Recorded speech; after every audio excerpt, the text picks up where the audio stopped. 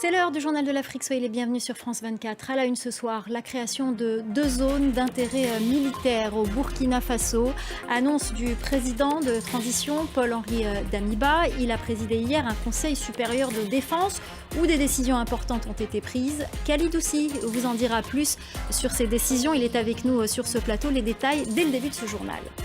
Ces manifestations à Bankas, dans le centre du Mali, des dizaines de personnes ont défilé pour réclamer la protection de l'État après le massacre de plus de 130 civils dans des villages voisins.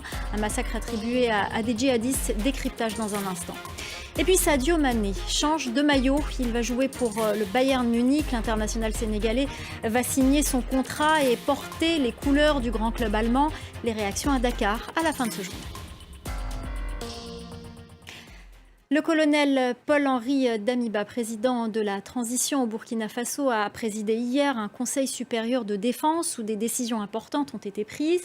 Il a entre autres annoncé la création de 2 zones d'intérêt militaire dans le nord du pays.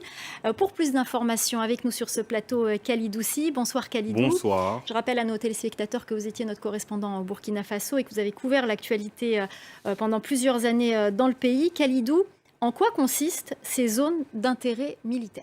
Effectivement, Voilà, donc une rencontre sous la pression de la CEDEAO. Merci beaucoup, Khalid Oussi, pour votre décryptage. Je vous en prie.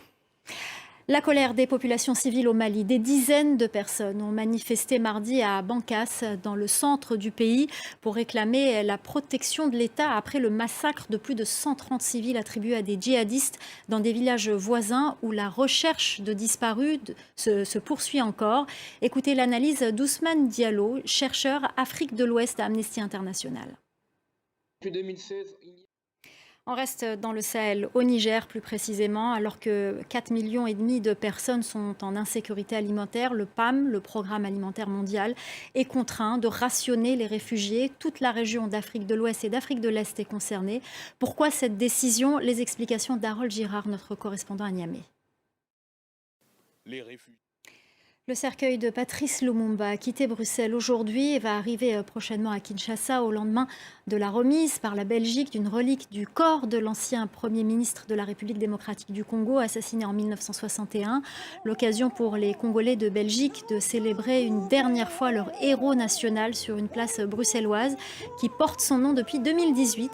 L'occasion aussi pour les associations qui se battent pour sa mémoire depuis des années de marquer cette étape décisive. Écoutez.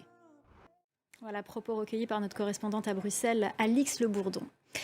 La saison des pluies en Côte d'Ivoire et son lot de catastrophes. Abidjan a été durement touché dans la nuit de lundi à mardi. Au moins 5 personnes, dont 4 enfants, sont mortes dans des inondations après une nuit de pluie torrentielle.